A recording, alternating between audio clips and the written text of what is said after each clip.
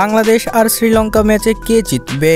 খেলার আগেই তার ফলাফল ফাঁস করে দিল জ্যোতিষী টিয়া। টি-20 বিশ্বকাপের নবম আসরের খেলা চলছে, যেখানে 20টি দল অংশগ্রহণ করেছে।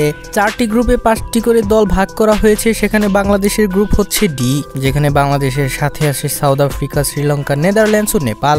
ইতিমধ্যে 14টি ম্যাচের পর 15তম ম্যাচে খেলা পড়েছে বাংলাদেশের। টি-20 বিশ্বকাপের এবারের আসরের নিজেদের প্রথম ম্যাচে চিরশক্তি শ্রীলঙ্কার মুখোমুখি হবে বাংলাদেশ। ম্যাচটি ডালাসের গ্র্যান্ড প্রেরিক আন্তর্জাতিক ক্রিকেট স্টেডিয়ামে শুরু হবে বাংলাদেশ সময় সকাল 6:30টায়। সারা বিশ্বের সবাই এখন বাঘ আর সিংহের লড়াই দেখতে মুখিয়ে রয়েছে।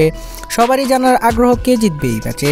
তাই তো জ্যোতিষী টিয়ার সামনে বাংলাদেশ ও শ্রীলঙ্কার লেখা 2টি কাগজ ধরা হয়। এরপর বলা হয় কে জিতবে এই ম্যাচে। টিয়া পাখিটি যথারীতি শ্রীলঙ্কার কাগজটি মুখে তুলে নেয়। তারেতেই লঙ্কান ভক্তরা বিশ্বাস করে নিয়েছে যে এই ম্যাচ শ্রীলঙ্কাই জিতবে। যদিও খেলা শেষ হবার আগে কিছুই বলা যায় না, কেননা ক্রিকেট হচ্ছে গৌরবময় অনিশ্চয়তার একটি খেলা।